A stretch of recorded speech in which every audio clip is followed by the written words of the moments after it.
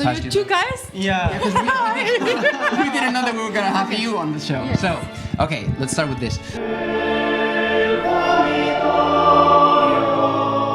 El vomitorio de los antiguos teatros circos romanos es la entrada del público a las gradas, pero bueno, también elude la acción de vomitar. Así es, y es lo que vamos a hacer con la mayor pulcritud posible, Nacho. Y yo en Siempre este con buenas concierto palabras. maravilloso del Festival Internacional de Música de Canarias, donde hemos escuchado el concierto para violín de Beethoven, la Sinfonía 41 de Mozart, la Júpiter, y un estreno en España y casi estreno mundial de hace 2 días en Salzburgo del compositor de 15 años georgiano Sonet Sekinidze, que hemos escuchado su Sinfonía número 1.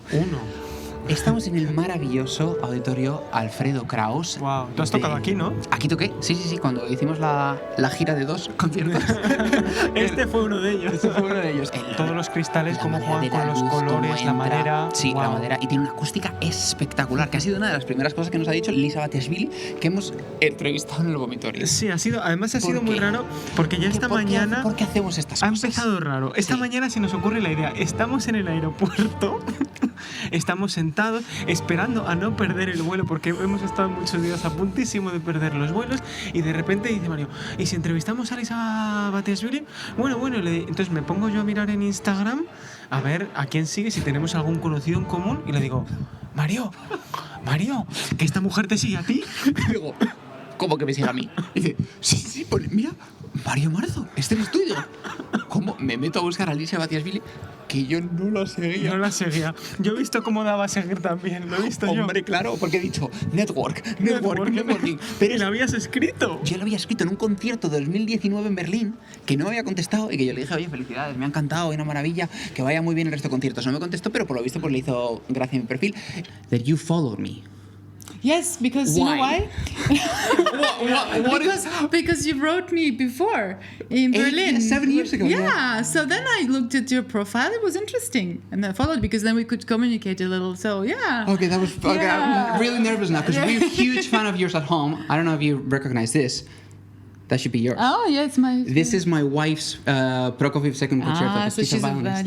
Yeah, and she's a Okay. huge fan of yours. Oh, And thank yeah, we you. were really excited Thank to have you you. on. Hemos escuchado para empezar el concierto para violín de Beethoven en re mayor, un concierto que compuso en 1806, casi a que no llegaban los papeles, que al solista le dio algunos de los pasajes, de hecho que se tuvo casi que mirar a vista en el estreno. Porque Típica Beethoven. Típica Beethoven, que no llega, que procrastina, que va dejando el estreno, que lo va dejando para adelante, y es así. Y el concierto que hoy es probablemente el concierto que existe de violín de la mayor dificultad que existe, dificilísimo de afinar por las octavas, por los pasajes que tiene, que es una mezcla también un poco que casi no se considera ni concierto clásico de Beethoven, es bastante Es romántico. muy largo, es muy extenso. Muy largo, son 40 minutos, y fue un fracaso absoluto, la verdad. El concierto no gustó en su estreno. De hecho, el solista que lo estrenó en medio del concierto tocó obras suyas con el violín dado la vuelta para entretener un poco más, que eso hablaba de cómo tenía que estar el panorama cuando lo estrenó en Viena en Navidades, que tuvo que ponerse el violín, dar la Como vuelta. para que reina en el hormiguero.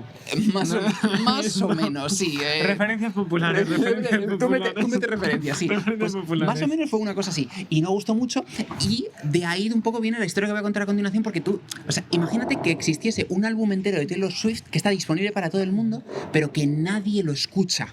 No tiene ningún sentido, ¿no? Pues eso pasa con el concierto para piano de Beethoven, que ningún pianista toca. Wow. Y es que Beethoven, después del fracaso del concierto para violín que tiene, toma una decisión pragmática, que es decir, vale, lo que más vende es el piano, y el que era su editor por esa época, que era Clementi, le dijo, oye, voy a venderlo en Londres, ¿por qué no haces una versión para piano de este concierto? Wow. Y no hace una transcripción como tal del concierto para violín a piano, sino que reescribe realmente. O sea, es como un verdadero concierto para piano que tiene Beethoven, que es el concierto Opus 61A, porque el concierto para violín en re mayor es Opus 61, pues el Opus 61A es eso, es una reescritura del concierto, donde utiliza pasajes completamente nuevos, donde las cadencias son nuevas, hace una cadencia súper chula que es a piano y a timbal, cosa que no se hace, y es un concierto que no se toca nunca. ¿Por qué? Pues porque realmente es una decisión pragmática que tiene Beethoven de necesidad de vender, le dice a su editor que lo venda en Londres, y porque aunque lo que ha reescrito está reescrito para piano, el concierto sigue el concepto sigue siendo un concierto para violín. Entonces, la forma en la que la orquesta trabaja con el solista Wow, es muy claro. distinta. Entonces, como que aunque las cosas para piano son de piano, no funciona con la orquesta. Es otro como tal. diálogo. Eso es otro diálogo. Entonces, realmente, pues nunca se ha popularizado. Hay unas versiones de Barenboim que sí que toca, de Schnabel también tiene una grabación, pero no se toca en absoluto. ¿Por qué? Porque Beethoven ya tiene 5 conciertos para piano, ¿no? Entonces nos hace pensar por qué vamos a tocar nosotros los pianistas otro concierto de Beethoven que no está hecho específicamente para piano, pero a mí me abre el debate de si no existiese el concierto para violín, hoy en día los pianistas estaríamos tocando este concierto de Beethoven y no le estaríamos poniendo todas estas pegas, ¿no? Porque Claro. es un concierto, es muy Beethoven. O sea, se parece muchísimo a lo que podría Totalmente. ser un cuarto de Beethoven, tranquilamente. Este diálogo que tiene, esta manera de ahora el solista, ahora la orquesta, estos diálogos que tiene el segundo movimiento, suena muy a Beethoven. Es decir, no es algo extraño, no es algo que esté en otro idioma para él. Pero bueno, quizás es eso, que como ya tenemos los 5 y este es solo para violín, pues Se le discrimina, ¿no? Se le ha hecho un poco de bullying históricamente. puede ser a este concierto, sí, pero sí, es interesante, ¿no? Que de repente el concierto que hoy en día es tan importante para el repertorio de violín, en la época fuese un fracaso absoluto. Estamos hablando además de un concierto que se estrena en 1806 Sí. y es un periodo en donde Beethoven acaba de reconocer públicamente que está sordo, que está comenzando ese proceso de sordera, un proceso que empieza a los 27 años, pero es que justo unos pequeños años antes, en 1802, Beethoven planeó su suicidio. Beethoven planea su suicidio porque con 27 años empieza la sordera, con 31 ha perdido el 60% de audición, se quejaba mucho de que cuando iba a los teatros a ver a los actores tenía que sentarse en primera fila, se empieza a aislar porque en las relaciones interpersonales muchas veces no entendía lo que le decían los otros y él se sorprendía que el resto de personas no se dieran cuenta. En 1802 va a la ciudad de Heiligenstadt, la ciudad santa, muy bonito, ¿no? Qué bonito. Y va a ver a un grupo de médicos y ahí se da cuenta de que esta enfermedad degenerativa no va a mejorar. Y en ese momento él escribe una carta a sus 2 hermanos en donde valora que igual esto ya no tiene sentido seguir viviendo, cada vez está más aislado, él se siente más fanfarrón, más gruñón, se siente un poco que este personaje que tenemos del Beethoven serio, el Beethoven prácticamente ermitaño, un Diógenes, sí, Se está formando. se está formando y él lo reconoce, pero hay un momento en donde en esta carta, que es uno de los primeros testimonios que tenemos de un artista que dice la única solución es el suicidio, dice no tengo que morir porque el arte que manejo es tan bello y lo que estoy produciendo es tan bonito que eso es lo que me mantiene con vida y espero que en un futuro todo este sufrimiento que yo padezco dentro pero que lo estoy filtrando a través de mi arte, la gente lo reconozca. Han pasado, Beethoven muere en 1827, vamos a hacer ahora los 200 años de la muerte de Beethoven. Llevaba razón. Estate orgulloso. Ludwig llevaba razón. Sí. Totalmente. Aquí están los del vomitorio. Haciéndote- el Festival de Música de Canarias hablando bien de ti. Reivindicándote. Eso es, felicidades. Totalmente. Sí, hemos podido además preguntarle a Lisa no solo por qué me sigue en Instagram, sino un poco cuál es su acercamiento a este concierto que ella ha tocado tantísimas veces, cómo es presentarse frente a él de nuevo, qué se le viene a la cabeza, qué es lo que tiene que mantener vivo, ¿no? Es una pieza muy compleja, muy larga, muy difícil de afinar. ¿Cómo se enfrenta a ella después de 70, 70, 80 veces tocándola en directo?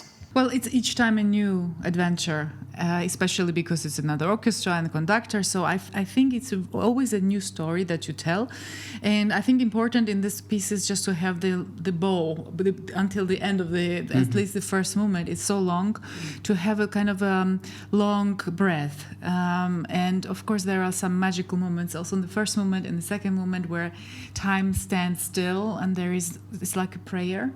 I think that I'm always waiting for those moments. It's a masterwork. So each time I actually approach it with a huge respect and love. Do you have any routines or any ways of approaching that concert specifically, or not really? You try to be as natural as possible. You know, it changes because I've done this now for at least almost 30 years, and I always have different moments in life where I feel more nervous or less nervous, and I also change my routines.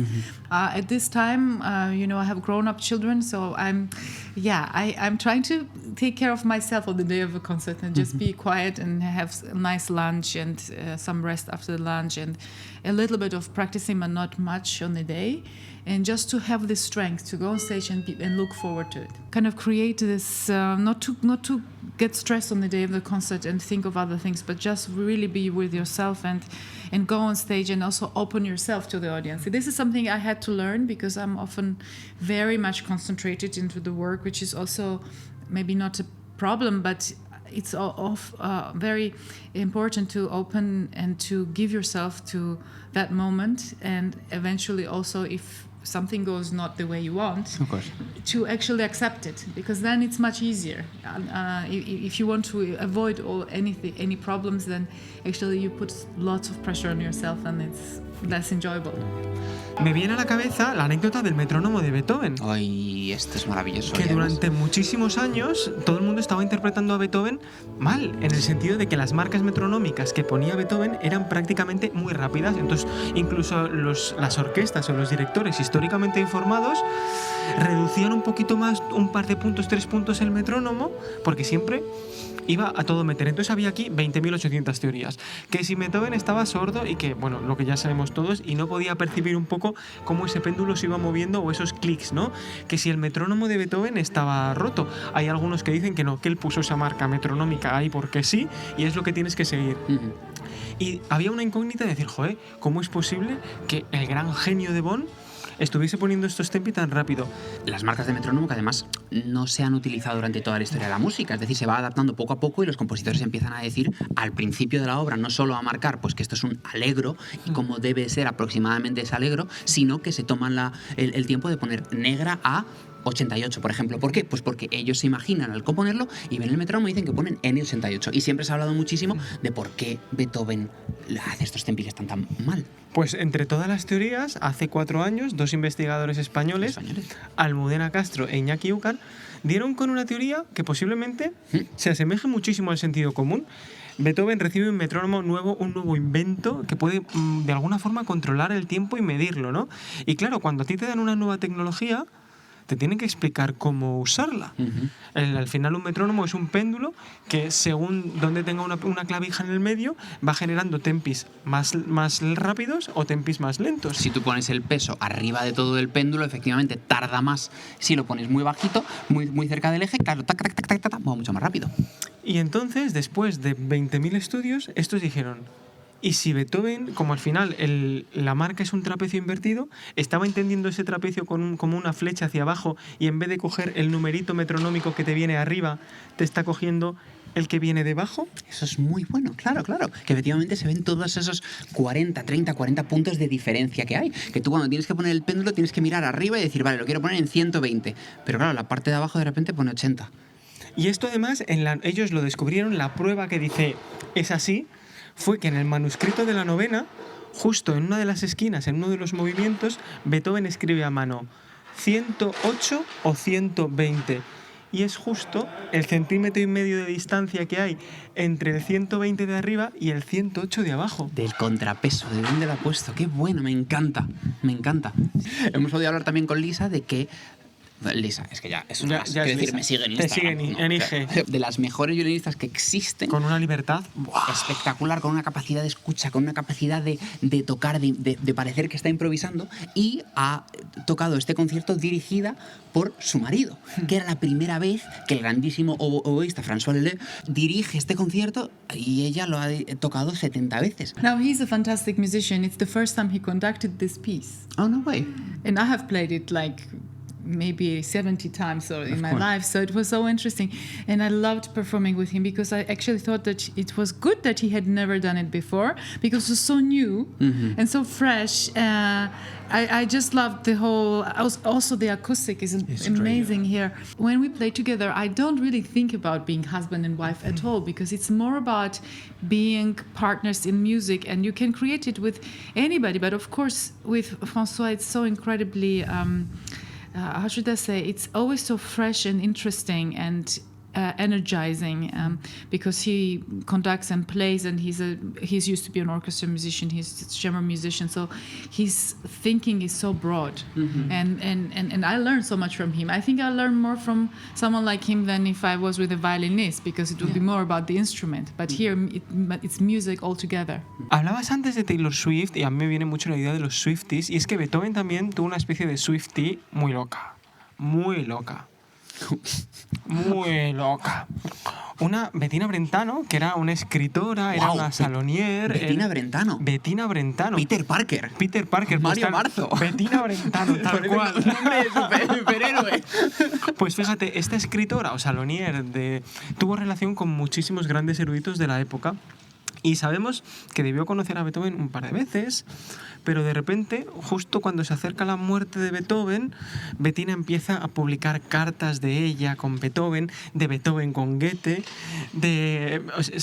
cartas de amor de Beethoven hacia ella, se cree que era esa amada inmortal, y empieza un poco a generar esa imagen del mito de Beethoven, del Beethoven que coge y le dice al emperador que no, que va el primero. O sea, toda esta serie de historias en donde vemos al héroe del Beethoven, al Beethoven romántico, empiezan a aparecer en esta serie de cartas, y a continuación se empiezan a escribir las primeras biografías de Beethoven. ¿Y qué hacen los biógrafos? Tirar de cartas. Tiran de cartas. Y entonces se empieza a construir el mito de Beethoven. Resulta que años más tarde se descubre que esta mujer se había inventado gran parte de las cartas que había escrito. ¿Que había conocido a Beethoven? Sí. Pero de ahí A generar o a crear la historia del mito, pues dicho al hecho hay un trecho. las primeras fake news. Las primeras fake news del mundo de la música. Y lo más curioso de todo es que la idea que tenemos hoy en día del Beethoven romántico lo crea Bettina Brentano. Después, en la segunda parte, hemos escuchado la sinfonía número 41 de Mozart, la sinfonía Júpiter, que no es el propio Mozart el que la apoda como Júpiter, parece que es uno de sus promotores. Peter Salomon. Peter Salomon, Que además efectivamente. era editor, fue la persona que lleva a Haydn a Londres, y con Mozart no se sabe si tuvo relación, pero sí que fue una de esas personas que exporta mucho la música de Mozart, la programa. Mozart en Londres, en parte, no quiero decir que todo, pero en parte es conocido gracias a la figura de Peter Salomon. Y la sinfonía 41 la componen las tres últimas sinfonías, que son las grandes sinfonías de Mozart, siendo la número 41 como la gran obra maestra dentro de sus sinfonías, si se le puede llamar así. Es una de las obras más complejas que tiene y más redondas, más bien construidas dentro de todo lo que es el catálogo de Mozart. Una obra que en el último movimiento tiene una fuga a 5 voces, lo cual no tiene ningún tipo de sentido. Es dificilísima, muy complicado, hasta tal punto que los músicos cuentan que en el primer ensayo, cuando estaban leyendo por primera vez la Júpiter, llegaban y creían que estaba mal escrito, porque era un contrapunto tan complejo de 5 voces distintas haciéndolo, que además no era característico de Mozart. Y hablando un poco del salseo de Bettina Brentano y de Peter Parker, me viene el salseo Mozart-Salieri. Porque, vamos a ver, seguro que conoces el salseo entre Mozart y Salieri. El envenenamiento, esa puñalada por la espalda de Salieri a Mozart. Pero realmente es un poco ficción todo. Amadeus hizo mucho daño. Amadeus hizo mucho daño, efectivamente. Salieri y Mozart sí que es cierto que coinciden y que conviven en el mismo espacio temporal. Salieri era una figura muy bien reputada, con bastante dinero, y Mozart todo lo contrario. Y sí que es posible que hubiese cierta competencia, cierto conflicto, pero de ahí... Mozart a Salieri, no de Salieri a Mozart. Efectivamente, pero de ahí el conflicto nunca tampoco existía. Es más, cuando fallece Mozart, el propio Salieri dirige una vez la flauta mágica, dirige también el Requiem de Mozart. O sea, que como había que admiración había mutua. admiración. La mujer de Mozart manda a su primer hijo a que estudie con Salieri, porque le parece como es una figura muy inteligente y que le puede aportar muchísimo a la educación de su hijo. Pero es que realmente el salseo viene en 1830, cuando el poeta ruso Alexander Pushkin escribe la obra de teatro Amadeus, que habla del envenenamiento de Salieri a Mozart. Y que años más tarde Rimsky-Korsakov escribe la ópera que habla también del envenenamiento de Salieri a Mozart. Luego, en pleno siglo XX, se hace la película Amadeus, y luego encima Los Simpson, está también el conflicto, esta traición de Salieri a Mozart. La realidad, pues que el salseo está muy bien, pero no tiene pinta, la verdad, que hubiese esta enemistad entre Salieri y Mozart. Y luego, entre medias de Beethoven y Mozart, hemos escuchado esta sinfonía número 1 de Sonetze-Kinitze, que es eso, un pianista georgiano, un niño prodigio de 15 años que estrenó hace 2 días en Salzburgo esta sinfonía número 1, que por supuesto no es su primera obra, porque sería también un poco prepotente la primera obra que compone este niño, hacer la sinfonía número 1, pero que hemos escuchado y que esta descripción que vamos a hacer de a qué suena puede parecer un poco banal o como que le puede quitar Pero es que un no hay poquito de- o sea, tenemos que hacer comparaciones para que lo entiendan y las comparaciones son odiosas, pero si no, no se entiende. Lo más importante es que suena bien. Suena Sí, sí, muy bien. suena muy Entonces guay. es una mezcla de un Bernstein que a veces suena un poquito como el West Side Story, pero georgiano. Tiene puntos de Sostakovich en algunos lados. Miló si fuese Gershwin. tonal. Sí. Es una música muy divertida y es realmente sorprendente que lo Y haya hecho juega con todos 15 los años. colores de la orquesta, porque de repente es. ves el viento metal en su estado más pleno, recoge los violines, genera elementos corales y después tienes elementos individuales súper chulos. Y me ha hecho pensar que en esta época del scroll infinito, de todo lo poco que dura la información y lo poco que duran las figuras hoy en día con las redes, ¿por qué no hay más niños prodigios? ¿No? ¿Dónde están? ¿Dónde están esos niños prodigios? Porque piensas en Saint-Saëns, el compositor, con 2 años empieza a tocar un instrumento, lo cual es bastante normal, pero con 3 años... Bastante normal con 2 años. Si son así. No, pero puedes tocar. Pero Puedo tocar tocarlo. el instrumento no significa nada. Mi mujer tocaba el violín con 2 años. No tocaba la chacona. Claro. Tocaba el violín un poquito. Yo tengo muchos amigos que tocan el piano con 2 años y empiezan sus clases, por así decirlo. Ahora bien, es que Saint-Saëns con 3 años compone sus primeras piezas. Lo cual a mí me parece que es imposible. Yo tengo 2 niños de 2 años, la verdad me parecen súper inteligentes, pero de ahí a A tocar. componer... Sobre todo imposible. que con 3 años, o sea, la memoria se está empezando a formar y quieras o no, Claro. la música se basa en recuerdos. Así es, pero Saint-Saëns compuso con 3 años sus primeras piezas. Mozart con 11 tiene su primera ópera. Apolo y Jacinto. Apolo y Jacinto con 11 años su primera ópera. Despierta en mí la duda, ¿por qué hoy en día no hay más niños prodigios? Saint-Saëns compone con 3 años. Mozart su primera ópera con 11 años. ¿Por qué? Y he estado informándome un poco. Y sí que es cierto que hay ciertos niños prodigios hoy en día, pero básicamente es que, primero, la capacidad, los medios que había en la época, que la gran mayoría de genios vienen del mundo de la música y luego más tarde un poquito de las matemáticas, incluso del ajedrez. Pero cuando era la época de la música, los niveles de formación eran muchísimo más bajos. Entonces, la capacidad de destacar de unos, el techo era infinito comparado con el nivel que hacía. Eso es lo primero. Después, que hoy en día, por así decirlo, no se puede ser un niño prodigio como tal, porque la gran mayoría de cosas que suceden es muy grupal. Es un trabajo muy en conjunto, muy familiar o muy en conjunto de sociedad. Pero sobre todo lo más importante porque como sociedad y como padres se protegen a los niños, que es algo que nos hacía en el siglo XVII, XVIII y XIX. Hoy en día, si hubiese un genio de las capacidades de Mozart, no sería explotado, como lo fue en su momento Mozart. Bueno, los datos nos demuestran que no lo es porque no existen estos grandísimos genios. Los hay en otros aspectos, pero a estos niveles de genialidad, no. Por ejemplo, niños prodigios que hay hoy en día, Akrit Jaswal, un médico indio que hizo su primera operación a los 7 años. Niños prodigios hay. Kim Jong-un, que es un niño que a los 2 años leía coreano, japonés, inglés y alemán. Y a los 8 años trabajaba en la NASA. A los 8 en la NASA. A los 8 años Construyendo cohetes. trabajaba en la NASA. Magnus Wow. Carlsen, el grandísimo genio del ajedrez, a los 13 años era maestro del ajedrez. O sea que sí que existen hoy en día los genios, estos niños prodigios, pero la manera que tenemos estructurada la sociedad y un poquito cómo se trata a los niños, pues hace que efectivamente no tengamos estos. Pero ¿qué es más prodigio?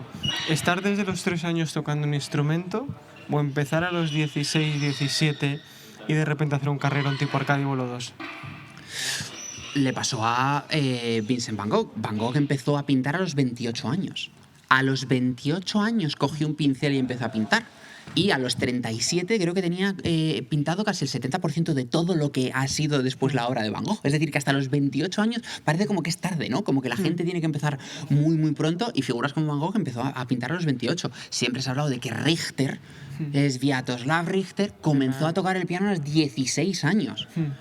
Que yo, a mí siempre cuando era joven, como que me daba ánimos. Sí, porque o sea, me tengo 4 años para cogerle. te lo prometo, cuando yo tenía 14 años y que estaba tocando y que ya empezaba a tener un nivel y que las cosas me empezaban a ir y los dedos me empezaban a correr, yo veía que Sviatoslav Richter todavía no había empezado a tocar y digo, ¡guau! Es que mi techo, o sea, yo ahora soy muchísimo mejor que Richter. Cuando tengo 16 años y él 16 años, soy mucho mejor que Richter.